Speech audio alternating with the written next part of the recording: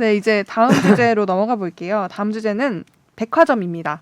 네. 특히 이번 코로나로 인해서 기저효과 그리고 보복 소비를 제대로 누린 산업이라고 볼 수 있을 것 같은데요. 네. 저는 몰랐는데 2030 세대가 이 백화점 명품 소비에 큰 손으로 떠오르고 있다고 합니다. 네. 근데 저는 몰랐던 사실이고요. 저도 몰랐네요. 명품을 백화점에 산 게 언젠지 기억이 나지 않습니다. 저도요. 저도 안 가본 지가 진짜 오래됐는데 네. 근데 이제 이 샤테크 이런 단어도 등장하고 있어요. 네. 이 최근에 오픈런 손승욱 기자님 그 현장에 가보셨다고 제가 들었는데 이 샤넬 제품이 이제 점점 높아지면서 조금이라도 가격이, 일찍 네. 사두면 그것도 나중에 돈을 벌 수 있다 이런 네. 말 때문에 이런 단어도 등장하고 있는데 이게 근데 명품 소비를 투자의 일환으로 볼 수 있을지가 전 좀 궁금해지더라고요. 어떻게 생각하시는지 궁금합니다. 왜냐면 명품을 쓰는 제 입장에서는 네. 아주 가끔 쓰는 입장에서는 네네. 그러니까 선배는 이제 남자분이니까 뭐 그런 명품에 관심이 저보다는 덜 하시겠죠. 아무튼 그런 입장에서 설명을 드리면 내가 명품을 사서 투자를 할 돈을 기회비용을 잃는 거잖아요. 다른 투자를 할 수 있는 데에 대해서는 그쵸. 내가 이걸로 주식을 사 돈을 더 벌 수 있는데 명품을 사서 사실 오르는 가치가 그거보다 적으면 기회비용은 그만큼 잃는 거거든요. 그쵸. 이런 걸 따져가지고 명품에 투자를 해야지. 명품도 투자는 맞아요. 맞긴 하지만 기회비용을 잃을 수 있다는 거를 생각을 해야 된다. 그리고 뭐 만약에 정말 내가 명품을 좋아하고 잘 알아서 이건 오를 거다라고 이제 딱 이렇게 뭔가 분석 결과가 나온 제품을 사서 그것도 내가 또 평소에 들고 다니고 이러면 겸사겸사 사는 건 정말 괜찮지만 그냥 명품을 정말 투자로만 보고 이걸 집에 모셔두는 거는 사실 저는 투자로 그렇게 추천할 만한 것 아닌 것 같긴 해요. 네, 그러니까 오르니까 겸사겸사 사둔다. 뭐 시계도 남자들 시계도 그렇잖아요. 네, 그 내가 막 차고 다니면서 이제 좀 과시도 하고 그러면서 가격도 오르는 거지. 여자들이 시계를 모르는데 사가지고 집에 놓고 이게 그쵸. 앞으로 오를 거다 생각해서 투자를 하는 거는 좋은 방향은 아니지 않을까. 네, 선배 생각은 어떠세요? 명품을 잘 모르고요. 그 신세계백화점 강남점을 지난주 일요일날 가서 네. 이제 10시 반에 오픈런을 좀 봤는데 궁금했어요. 궁금해서 이제 기자라면 당연히 네. 가야 된다고 생각을 해서 봤는데 진짜 셌어요. 거기 보면 대기 그 줄 쫙 줄 서 있잖아요. 그 줄이 들어가려고 서 있는 줄이 아니에요. 표 받으려고 네, 진짜. 대기표를 그러니까 대기 명단에 올리기 위한 줄이에요. 음. 그러니까 그 쭉 줄 서 있는 거 보고 에이 이게 무슨 뭐 몇 명이야라고 얘기하는데 그게 아니라 그 이미 훨씬 전에 온 사람들이 다 1등으로 온 사람부터 거의 이제 1등부터 몇 등까지 들어가죠. 들어가고 그 다음부터는 거기다 이름을 올려요. 그럼 그 앞에 매장 앞에 가보면 이렇게 작은 태블릿이 있어요. 근데 그 뭐 예를 들면 샤넬이나 에르메스 정도 되는 데는 그 태블릿을 이제 그 앞에 계신 그 검은 양복 입은 분이 이제 네. 들고 있죠. 들고 있으면서 이렇게 해주고 딴 데는 그냥 예를 들면 별로 인기 없는 가게 같은 경우는 대기팀 뭐 10팀 대기팀 10팀이 인기 없는 데더라고요. 보니까 뭐 5팀 뭐 이런 정도가 있는데 그게 한 제가 11시에 이렇게 한번 확인해 보니까 샤넬이 182팀 182팀이요. 네, 182팀이죠. 그리고 에르메스가 90 정확히 절반이었어요. 91팀. 나머지는 30팀 되는 그래요? 매장도 별로 없어요. 다 없고. 네. 예를 들면 티파니 같은 경우에 10팀. 제가 이렇게 몇 개 매장들을 쭉 봤거든요. 보테가 베네타 뭐 한 5팀? 뭐 요 정도였던 것 같아요. 샤넬이 제일 많네요. 압도적이에요. 루이비통 안 가보셨나요?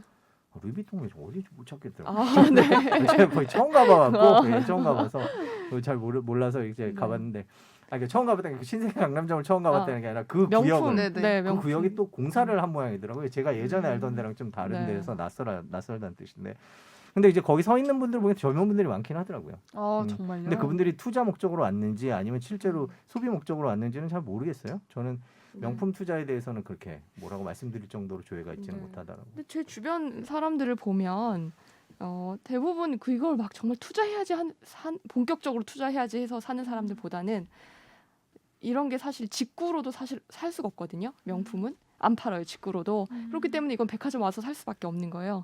그래서 거기 와서 사는 거고 여행 갈 돈 뭐 이런 건 이제 쓸 데가 없으니까 명품이라도 사자 이렇게 그래서 명품 되는 게 매출이 아닐까. 많이 올랐죠. 그러니까 이거 네. 들으시는 분들에 대해서 간단히 말씀드리면 명품에 그러면 나는 명품을 안 사고 명품을 만드는 회사에 투자하고 싶다라고 생각하시는 분들이 있을 수 있는데 일단 샤넬은 상장이 안 돼 있습니다. 그렇죠. 예, 샤넬은 우리는 돈 필요 없어 이거죠. 네, 그리고 샤넬은 상장이 안 돼 있고요. 에르메스는 프랑스에 상장이 돼 있습니다. 그리고 이제 그 두 개를 제외하고 큰 기업이 두 개가 있죠. LVMH라고 루이비통이랑 그 루이비통 그룹이라고 보통 얘기하죠. 뭐 헤네시 뭐 이러면서 이제 술도 팔고 이런 여러 가지 있는 그룹들이 있고요. 그 또 하나가 이제 캐링이라는 그룹이 있습니다. 캐링은 이제 구찌나 보테가 베네타나 이런 회사들이 들어가 있는 거라서 요 정도 회사면 웬만한 명품들은 다 자기네들끼리 서로 인수합병이 많이 돼갖고요. 커버를 할 수 있는데 상장이 프랑스에 돼 있습니다. 프랑스에 상장돼 있는 거를 증권사 객장에 가면 다 사실 수는 있는데 앱으로 사실 때는 안 되는 회사들 앱들이 많아요. 그래서 예를 들면 삼성증권 이런 건 되는데 한국투자증권 이런 거는 잘 안 되는 걸로 제가 예전에 안 돼 지금 확인 안 해봤는데 그래서 프랑스 주식을 사야 되겠다 그러면 유로로 환전해야 되고요. 아직은 미국만큼 그렇게 수수료가 낮아지지 않아서 굳이 사셔야 되겠다 그러면 그 럭셔리와 관련된 ETF들이 좀 있어요. 우리나라에도 상장이 돼 있고 미국도 상장이 돼 있는데 그 티커라 그러죠. 약자가 뭐 이게 몇 개가 뭐 특정한 걸 말씀드리긴 좀 그런 것 같고 그래서 럭셔리와 관련된 ETF를 사면 그 안에 루이비통 같은 게 들어있죠. 일부 루이비통도 들어있고 근데 보니까 뭐 테슬라도 들어있고 나이키도 들어있고 뭐 이렇게 하던데요. 그러니까 그런 것들은 이제 구글에 뒤져보시면 마음에 드는 ETF를 만나실 수 있고 아니면 나는 루이비통 그룹을 꼭 사야 되겠다 싶으면 프랑스에 상장되어 있는 주식을 사시면 되는데 많이 올랐어요. 작년부터 많이 오른 것도 사실이고 계속 오르고 있고 뭐 그런 상황입니다. 저는 그래서 개인적으로 결론을 말씀드리면 명품 백에 대한 투자보다는 예, 명품을 만드는 회사들에 대한 투자나 혹은 ETF에 대한 투자가 저는 개인적으로 더 낫다고 봐요. 좋은 의견 주셔서 감사합니다. 감사합니다. 이동해 주셔서. 네. 다음은 근데 프랑스는 그러면 모든 증권사에 다 열려 있나요? 그러니까 유럽. 거래를 하면 할 수 있는데 이 네. 애플리케이션으로는 안 되더라고요. 이거 되는 회사가 직접 가야 일부 돼요? 있어요. 그래서 그 회사 앱을 깔면 되죠. 그 회사 자기가 쓰는 대부분 요즘에 많이 늘었을 거예요. 왜냐하면 프랑스에 의외로 사고 싶은 회사들이 있어요. 네. 그러니까 예를 들면 프랑스에 상장되어 있는 것들이 어떤 게 있냐면 뭐 이렇게 수소와 관련된 회사들도 많이 있고요. 그 다음에 뭐 에어버스 같은 것도 있고, 그 다음에 요구르트 만드는 뭐 다농, 그다음 보험회사면 악사 이런 것들이 다 프랑스 회사들이거든요. 그래서 프랑스 회사들은 조금 그 상장된 거의 수요가 있어서 되는 회사들이 많은 거니까 본인 앱에서 되는지 안 되는지 물어보시면 그 각자 쓰시는 앱에 따라서 네. 하면 될 것 같아요. 확실히 서학개미들이 훨씬 부지런한 개미 그러니까요. 같지 않나요? 전 이번에 공모주 그거 넣는 것도 진짜 귀찮아가지고 할까 말까 하다 마지막 날 넣었는데 이거 저는 솔직히 진짜 말씀드리면 부지런해야 되네. 루이비통 주식이 너무 갖고 싶었어요. 아 진짜요? 그래갖고 이게 예. 되게 여자와 루이비통 남자의 주식. 다른 마음인 것 예. 같아요. 여자들은 그러니까요. 루이비통 갖고 싶잖아요.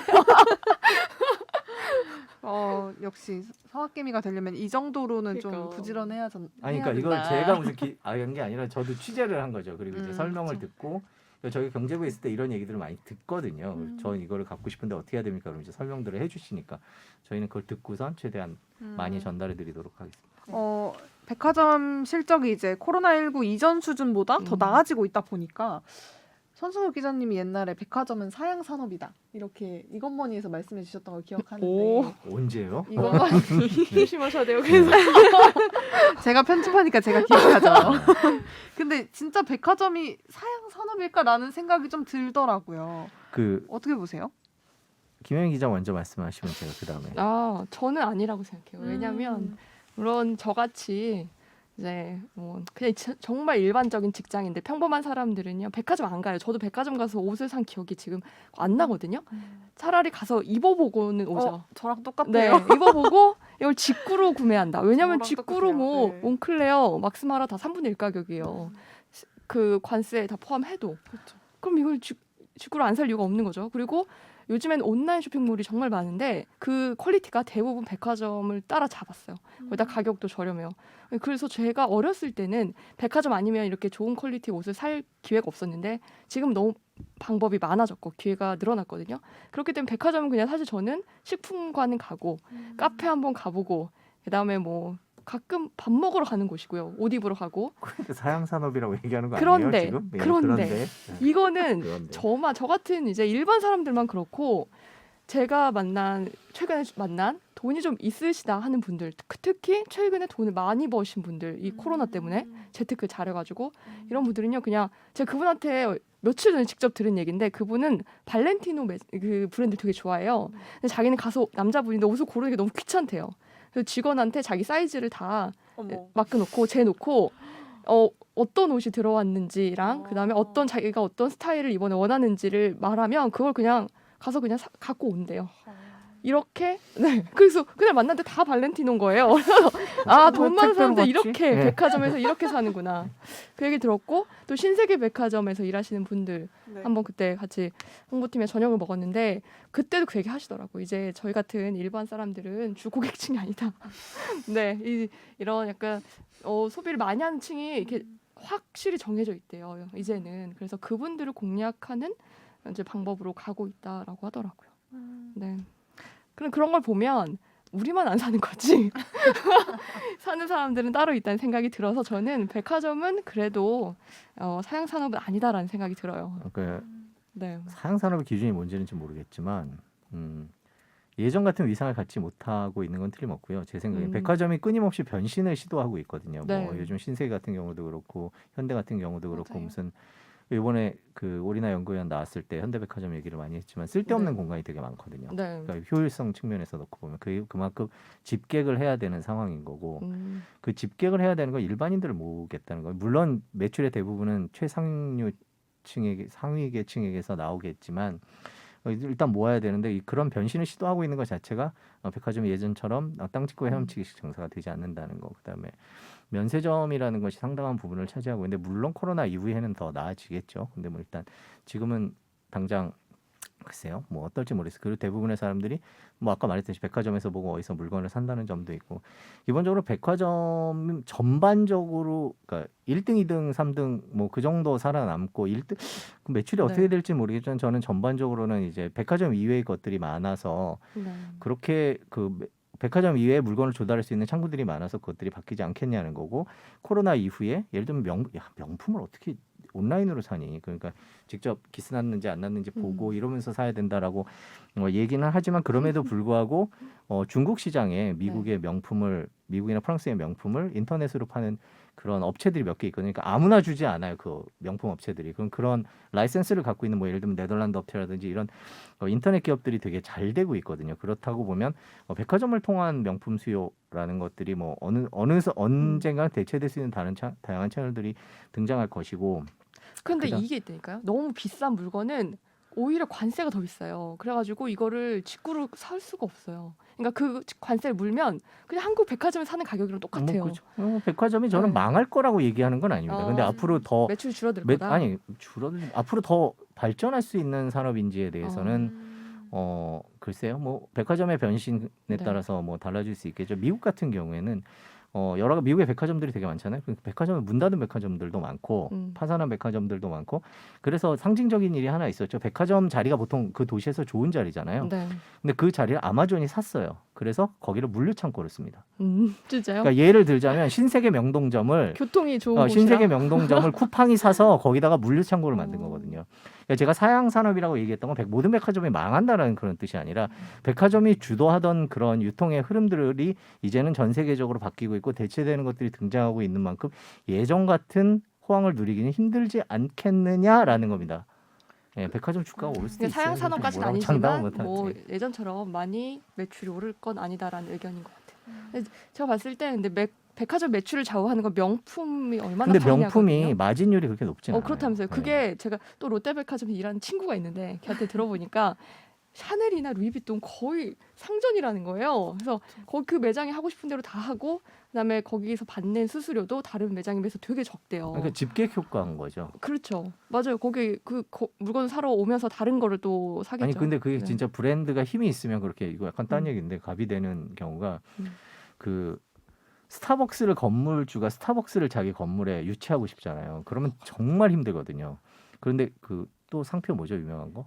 커피빈? 아니, 아니. 블루보틀이요. 블루보틀. 네. 블루보틀은 임대료를 내본 적이 없다는 얘기도 있더라고요. 네, 그렇더라고요. 그 정도로 그러니까 마치 갑오브 갑이죠. 예, 그러니까 진짜 루이비통이나 이런 데들도 뭐 네. 임대료를 안 내는 건 아니지만 그 정도 하지 않나. 네, 오늘 댓글 댓글을 댓글 하나 해. 해요. 네. 그리고 네, 오늘 이렇게 유통과 백화점 관련해서 이야기 나눠봤는데요. 감사하게도 멀스트리트 별도 채널에 댓글들이 속속 달리고 있습니다. 그러니까 별도 채널이 있다는 걸 잘 모르시는 분들이 있는 것 같아요. 그래서 맞아요. 네, 구독 좀 눌러주세요. 골룸을 통해서 들으시는 분이 더 많은 것 같아요. 맞아요. 그렇죠. 근데 골룸에 우리 게 안 올라가요. 올라가요. 안 올라가. 골라 듣는 뉴스룸엔 올라가요. 아 네이버 오디오 클립에. 네네네. 팟빵 말고. 네. 그래서 이제 몇 가지 한번 좀 앞으로 회차 앞으로도 몇 가지 댓글을 좀 읽어드리려고 합니다. 그래서 네. 오늘은 2개를 읽어볼게요. 헌터캣님이 골룸 듣다 왔습니다. 여기서 이것만 따로 모아서 들을 수도 있군요. 진행자님 브레이브걸스처럼 사시네요. 지금은 인턴 PD지만 나중에 브레이브걸스처럼 성공하시길 바랍니다. 라고 달아주셨어요. 1회 때 제가 이제 쉐어하우스에서 친구들과 함께 살고 있다라고 말을 했었는데 그 부분 기억해 주시고 댓글 달아주셨어요. 너무 감사하고 혹시 손수국 기자님 브레이브걸스 아세요? 압니다. 저희가 아까 오시기 전에 저희끼리 얘기했거든요. 모를 수 있다. 손수국 선배는 브레이브걸스는 왜냐하면 뉴스에 나오기 때문에 쟤 또 멜론을 보여드려야 돼. 쟤뭘 멜론에 제 플레이리스트를 보여드려야겠네. 정말요? 공개해 주세요. 부하걸 노래가 하나가 아닙니다. 부하걸이요? 아 죄송합니다. 이거 잘라야 되는데. 이거 자르지 큰일 마세요. 나. 큰일 나요. 자르면 안 되죠. 네. 여기 있다. 부하걸이요? 미안해요. 그럴 수도 있지. 부하걸은 누구였지?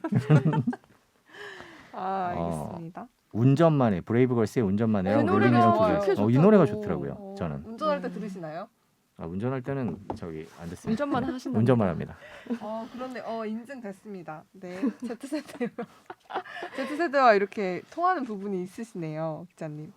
다음 댓글입니다. JKWY님께서 팟빵에서 듣다가 네이버에서도 듣고 있어요. 업데이트가 팟빵보다 네이버가 빠른 것 같고 간혹 팟빵은 안 올라올 때도 있어서요. 골룸에서 양말 사던 이야기하던 게 두고두고 남네요. 요즘 좀 진지해지신 듯 잘 듣고 있습니다. 수고하세요. 라고 남겨주셨는데 이 양말 사던 이야기에 대한 이야기를 누가 했는지 주어는 없는데 그 대댓글로 손수국 기자님이 달아주셨어요. 그렇죠? 네. 제가 잘했습니다. 옛날 얘기죠. 뭐 옛날에 한창 그렇죠.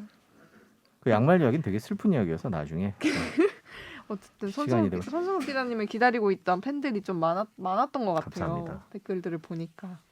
네, 여러분 앞으로도 멀스트리트에 많은 관심 부탁드리고요.